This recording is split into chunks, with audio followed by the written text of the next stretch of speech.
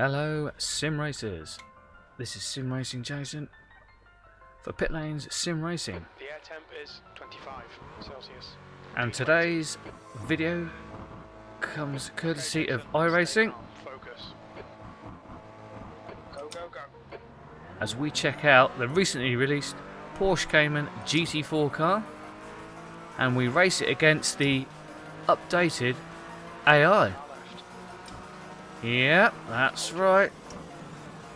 iRacing has got AI. And we're going to see how much fun they are to race against. Car right, clear right. Car right. And the first thing I do know is Still there. that the iRacing AI doesn't have that really odd Side's clear. jitteryness that you get in some sim racing titles where the cars keep sort of, I don't know, they have a weird and odd behaviour. They twitch from side to side and Car left. they're constantly dabbing the brakes where they struggle to work out where they are in relation to each other. And it makes the first few corners of any AI race just look and feel unrealistic, and it really does break the immersion. Something you really notice in VR because you are so drawn in to the world.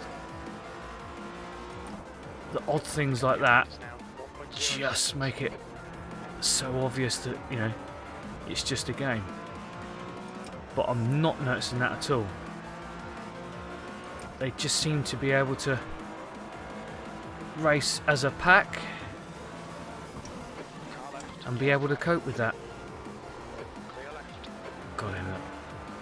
Right, I haven't massively gone into all the settings because I have never seen so many options to set an AI race up with before in any other title. So I've left most of them on default. The only thing I've changed is driver strength, skill, however you want to put it. And I have a field spread of 50 to 100%. So we should, by starting at the back, which I'll come back to later about that, be able to pick the first few cars off fairly easy. Hold your line. Oh, oh, oh. Clear right. And then I should get more of a challenge as I move up the grid. Okay, Jason. Don't let this guy distract you. Car right. We're going for it. Still there. Oh, right, you can do a bit of side by side and race with them, okay?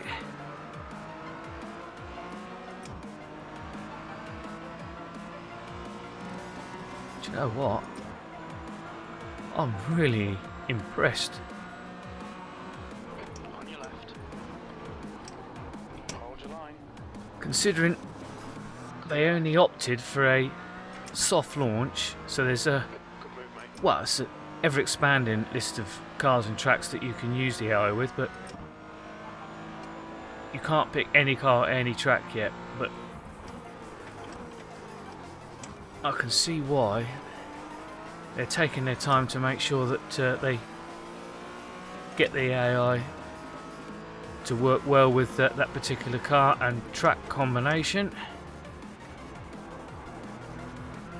Oh, come on, come on, come on. And it does seem to provide a far more enjoyable and realistic experience. Car left. Yellow flag. Caution. Clear left. Got him. Now, I want to go back to the fact that I've started at the rear, but I can't find a way of automatically putting myself at the back of the grid. So I have to sit out the qualifying session to make sure I start from the back. So if anybody knows how to set up an AI race where you can select your grid slot,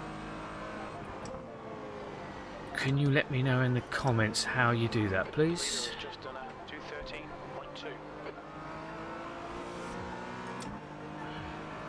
Okay. So we were 20th. We are now 14th. So it's time to start pushing on. Now let's have a little look at the car. It's a GT4 car, so we've got a little bit of traction control, a little bit of ABS, just enough to stop you from killing yourself, but not enough to stop you from having fun. First thing I have noticed is it's got downshift protection, so you can't just slam the box. You have to bring the speed down a bit first before it will let you change down, but once you understand that particular feature of this car, that's not an issue. It's obviously as it would be in the real world counterpart.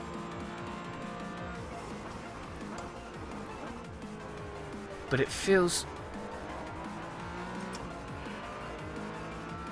nice and weighty. You know, it feels nice and planted. It's manoeuvrable. I wouldn't call it nimble. I'm using the default setup. All I've done is I've just moved the brake bias back a little bit and just took some fuel out. Yeah, let's see, I got caught out there. Tried to go down the gears too early.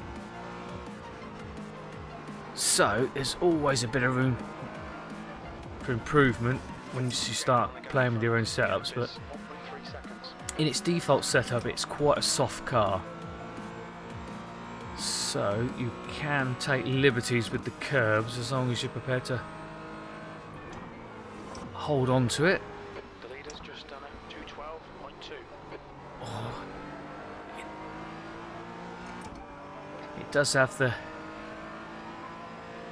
infamous Porsche understeer, so you've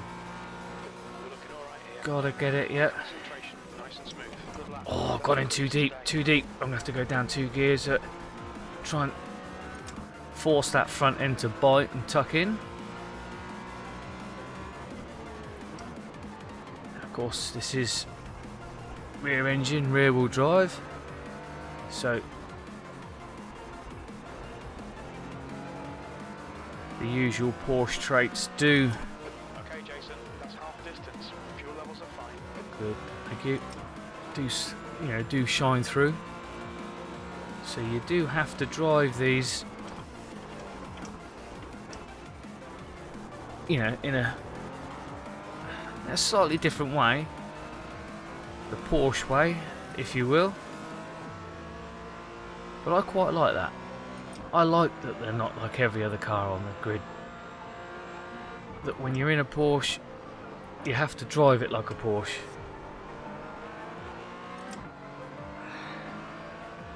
And I do think, well, as is the case with iRacing, every new car they bring out is always a step forward. You can always see where they're constantly pushing the boundaries of the game engine and the technology available to them.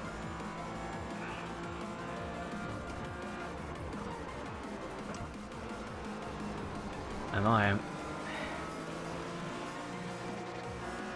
definitely enjoying throwing this one around. Oh, a little bit of power oversteer. But along with the latest tweaks to the tyre model version 7, you can push that limit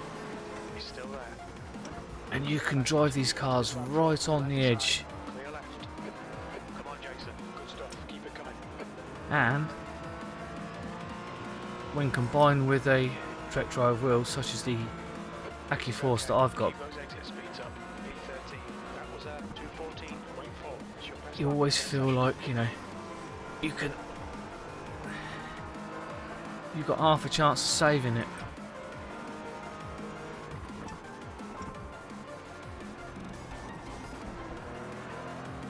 Which means you don't have to be scared of testing the car or track limits. Don't be distracted. Defend your position. He's faster than you. Entering Cunningham. Yeah, never mind about him being faster. Of course, I don't have the iRacing spotter. I use the excellent Crew Chief app. 5 minutes to go. 5 minutes. The gap behind is now 0.7. As I find it far more realistic, far more informative.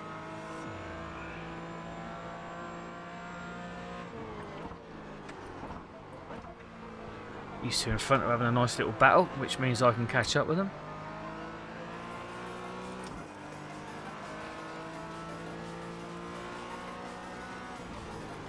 I've got to say, so far so good. You wouldn't, at first glance, know that this was an AI race.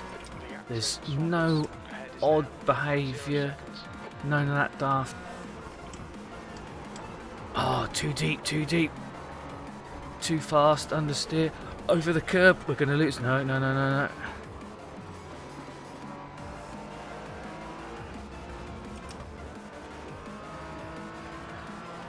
A tyre model or two ago, a physics model, you know, from a couple of builds ago would have meant that would have been game over. It would have just spat the car out and you'd have been facing the wrong way before you even realised what had happened. But now, I know that I went in too fast, so I knew it was going to understeer. So I knew what I had to do to try and bring it back, and I could feel that I'd hit that curb too hard, and I knew that it was going to bounce and snap, so I was ready for it, was able to put the inputs in, and, you know, lose a shed load of time, but crucially didn't lose the car. So I knew why I was in that situation, and I knew what I had to do to get out of that situation.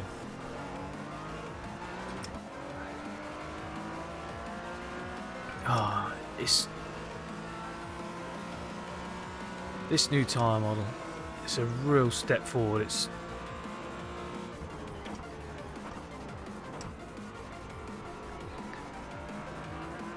I now feel so much more in control and on top of the cars that I race now. It has, for me, it's really changed this game.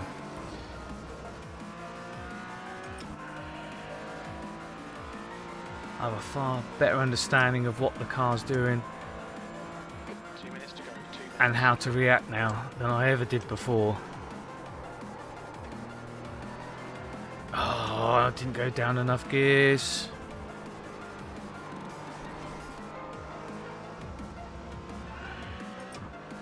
Also, I hope the new microphone setup position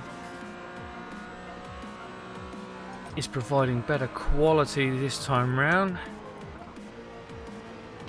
It's one of my big bugbears, trying to get decent audio quality.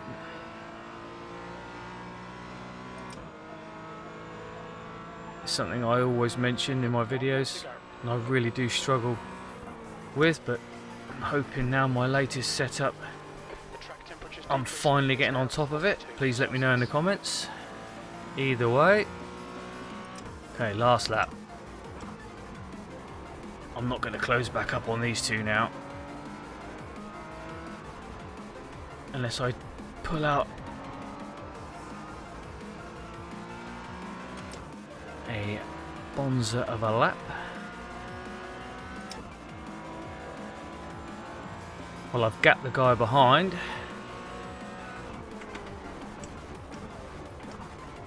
Oh, I thought I'd overdone it there. Let's get on the power nice and early.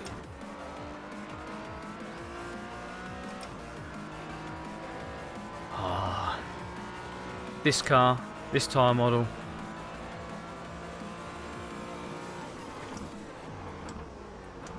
has made this car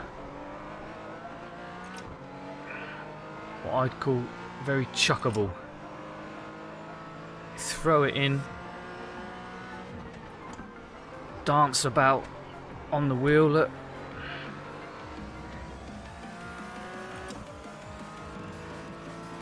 And you can finally take liberties with cars in iRacing. Brilliant. Although not too many liberties. Coming in far too hot there. There was no chance I was ever going to make that. Oh, oh, oh, oh. Power. Right. Final corner, final lap. And I'm not going to get these guys. That's about right, look.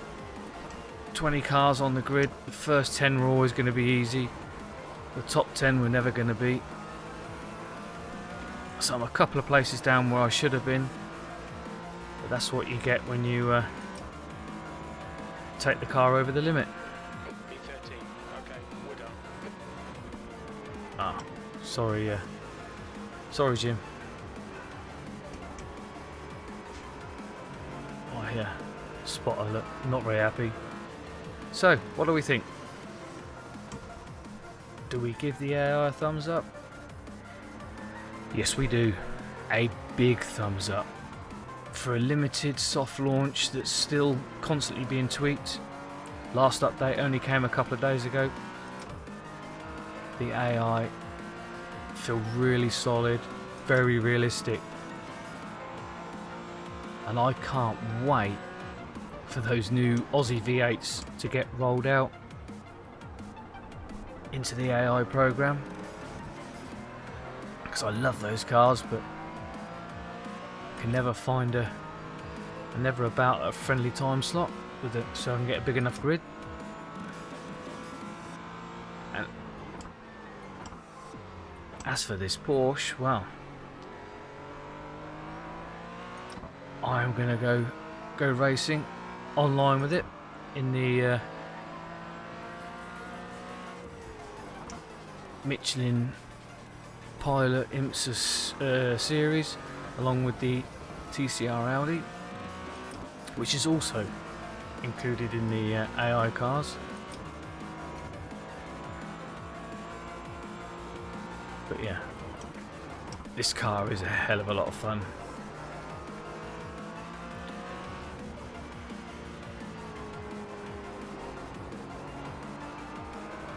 I think I'm just going to have to give credit where credit's due, and iRacing have done a bloody brilliant job. Man, this sim just keeps going from strength to strength. Every 3 months, that new build just keeps adding and adding and adding. Right, well, as always, 72 kilometers per hour. can you do all the good things like subscribe, comment, share? It's a massive help to the small channels like ourselves. And we will see you on the track. In the meantime, race hard, race fair.